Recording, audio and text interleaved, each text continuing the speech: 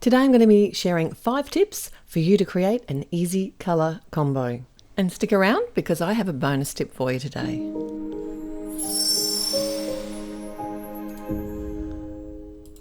Now, I love to create my own colour combinations, but I know that this can be a real struggle for many people. So today I have a formula that will help you create beautiful colour combinations every time. And I'm going to be using the Altenew cardstocks today. All right, tip number 1. If you are not confident in choosing colours, why not choose an analogous colour combination? I know, don't walk away, it does sound a bit scary, but what it basically means is that you can choose from anywhere on the colour wheel, any 2 to 5 colours that lie beside each other. It's as simple as that. They're always going to create a beautiful colour combination. Typically though, a combination of 3 colours is more common, but you can use as little as 2 or as many as 5. You can also choose whether you want a warm colour combination, such as the reds and the yellows and the oranges, or something cool like I've chosen here today, with the green, the blue-green and the blues. Today I'm using a floral cover die, but you can use anything that you have. You could even use a patterned die, and we're going to be doing a combination of some inlay die cutting as well as adding some dimension to these flowers. So I have cut one of each of the colours that I've chosen and kept as many of the little pieces as I could because I'm going to be mixing these all up. I am using the dark blue as the base colour, but you're not limited with these colour combinations. You can mix them up however you want. Today, in both of my designs, I've pretty much added an equal proportion of each of the analogous colours beside each other, but you don't have to do it that way. You can actually change it up and use something like the 60-30-10% rule, which simply means that you can choose one of these colours as a more dominant colour and allow that sort of to be about 60% of your design. And then choose a secondary colour for, say, the 30%. And then the last 10% is going to be a pop of colour. And you can imagine how different the look of this card would be if you chose a combination of warm colours instead. And another great tip is that you can actually use different shades and tones within your chosen colours. Like, you can really change these colours up to make it suit your design. Like, for example, today you may have noticed I've actually chosen 2 shades of blue as well as 2 different shades of the blue-green in my colour palette. So I did use the navy blue, it's actually called Dark Night, to cut the base of the sentiment or the shadow layer of the sentiment, whereas I normally would choose a colour such as black, but I will talk about neutrals a little bit more in just a moment. So the second example that I'm sharing with you today is using exactly the same cardstocks, but you'll notice at the end it actually looks quite different. I decided to make an angled stripy cardstock base, which is one of my favourite techniques to do with coloured cardstock.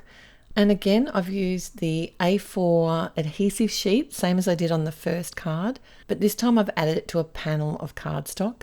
And I have cut my strips the same, or stripes, the same width, but often I'll change it up and just use smaller or thinner and wider sections as well. This is a really good way to use up scrap cardstock. And I don't waste any. I cut the long pieces away and use them on my diagonal. So what if you want to add another colour into the mix?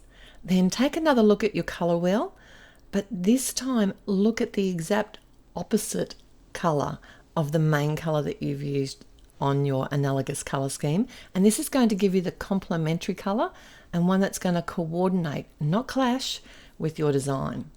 So for me today that was a red orange, but what I did instead was used some yellow cardstock and then blended the red orange colour to get sort of some shading on my koi fish today. And if you don't have a colour wheel, don't worry, they are available on the internet for free. Just search colour wheel and there'll be thousands pop up. You can even search analogous colour combinations. That's a really good cheaty way to get some inspiration. And now I've got a bonus tip for you today. I'm going to step up the design and add a fun stenciled water pattern to the background. I'm using some pigment ink here, so it's a slow drying white ink. It's going to give kind of a subtle effect, but change up the look of those stripes that I created. Other ways that you could add a pattern on your background is to use a stamp.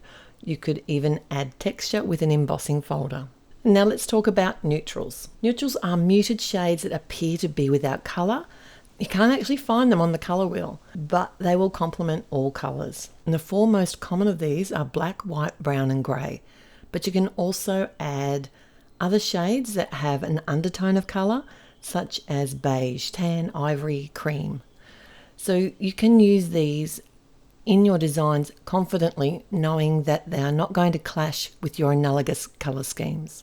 And you may notice that I'm using a liquid glue here to attach my enamel dots, and that's because I've used the pigment ink, and I know because it's slow drying, at least the liquid glue is going to help hold those in place so that my fish bubbles don't pop off the card. And all together now, we chose our analogous colours. We had 3 in total. We used equal amounts of each colour on both cards. I did come in with a couple of different tones of each colour, and I used the neutrals for the sentiments, as well as a complementary colour for our fish. I hope you're inspired to create your own easy colour combination. Let me know in the comments below which card's your favourite and if you're going to try these techniques. Till next time, bye! Hello there! Did that video just spark your creativity? And do you want more project ideas and inspiration videos too? Well, if you do, please make sure that you subscribe to the Altenew YouTube channel. Also, make sure that you do click that notification bell so you don't miss a video. Thanks so much for watching. Bye bye!